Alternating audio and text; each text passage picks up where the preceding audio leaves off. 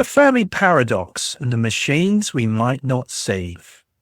Good evening. Let me begin with one of the most uncomfortable questions in science. If the universe is so vast, so old, and so full of planets, then why does it look so empty? This puzzle is known as the Fermi Paradox, named after the physicist Enrico Fermi, who famously asked a very simple question over lunch. Where is everybody? It's the sort of question that sounds innocent until you think about it for more than 30 seconds. Then it begins to feel like standing in the middle of a vast forest at night and realizing that nothing is making a sound.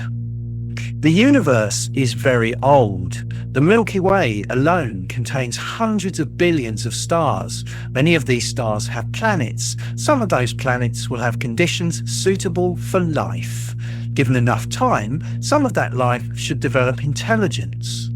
And yet, when we look up, we see nothing that clearly resembles a technological civilization. No galactic empires, no interstellar traffic jams, no giant alien billboard advertising half-price warp drives, just silence. But there is a very strange possibility that rarely gets discussed, and it begins with a simple idea that physicists have been thinking about for decades: self-replicating machines. The von Neumann probe idea. In the mid-20th century, the mathematician John von Neumann explored the concept of machines capable of reproducing themselves.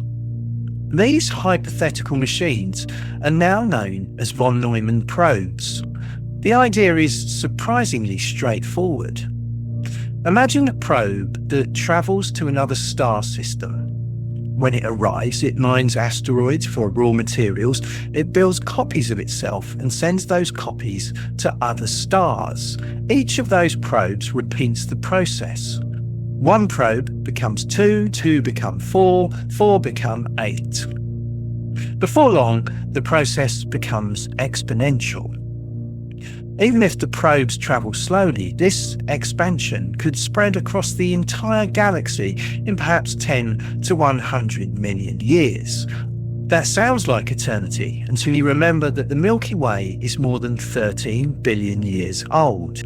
In other words, if any civilization had ever launched such machines, the galaxy should already be full of them. So where are they? The virus problem. Now, here's where things get interesting. Self-replicating systems have a problem that biologists know very well: errors.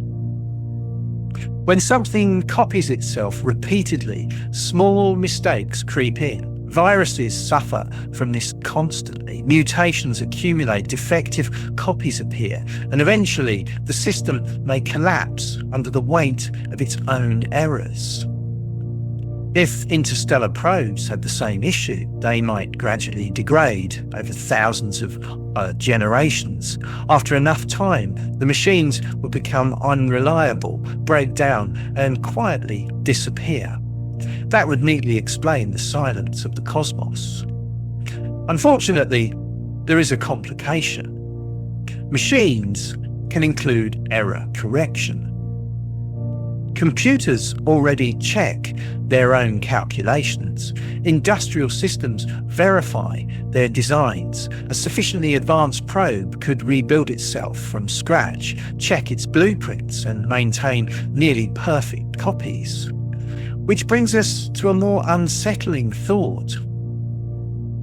What if the probes do not just replicate? What if they evolve? Machine evolution. Biological life evolves through natural selection. Variation appears and the most successful organisms reproduce, and over time, the population changes. If self-replicating probes allowed even small variations between generations, something similar might occur. Some probes might travel faster, some might mine resources more efficiently, some might repair themselves better. The most successful designs would spread. Given enough time, the machines could become extremely good at surviving in space. They might adapt to different star systems, different materials, and different environments. Eventually, they might not resemble the original designs at all. At that point, they would no longer be tools. They would be something closer to technological life. Billions of years of machine evolution. Now, consider the timescale. Life on Earth has existed for almost 4 billion years. Over that period, evolution produced everything from bacteria to blue whales to humans arguing with artificial intelligence on the internet at midnight. If machine replicators had been evolving for comparable lengths of time, the results could be extraordinary. Imagine machines that had billions of years to optimize themselves. They might be incredibly efficient. They might waste almost no energy. They might repair themselves indefinitely. Most importantly, they might not look anything like the machines that we would recognize, which leads to a slightly disturbing possibility. What if the galaxy is already full of them? The invisible machines. Our attempts to detect extraterrestrial technology, often grouped under CETI, usually focus on obvious signals: radio transmissions, laser pulses, galactic megastructures surrounding stars. But highly evolved machines might produce none of these things. Efficient systems generate very little waste heat. Small objects are almost impossible to detect across interstellar distances. Machines operating in asteroid belts or the outer regions of star systems could remain effectively invisible to our telescopes.